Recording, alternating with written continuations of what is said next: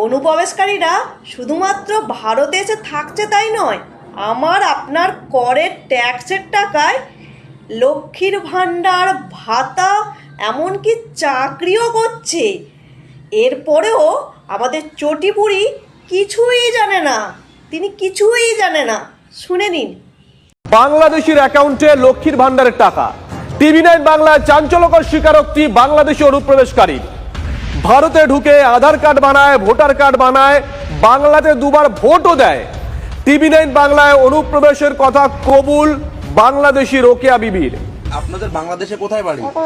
সাতক্ষীরা জেলা। আধার card voter card তৈরি করেছেন? ওই সবে করিলাম। ব্যাংকের অ্যাকাউন্ট করেছিলেন? ছিল। লক্ষ্মীর ভান্ডারে কত টাকা পেতেন? 500 টাকা পেতাম প্রথম, তারপরে এই কয়েকদিন 1000 টাকা দিল। আচ্ছা, ভোট দিয়েছিলেন? ভোট 2বার দিলাম। আচ্ছা, ফিরে যাচ্ছেন কেন? 2002 সালের না থাকলে ভোটের তালিকায় না থাকলে অসুবিধা হবে, তারপরে তাই।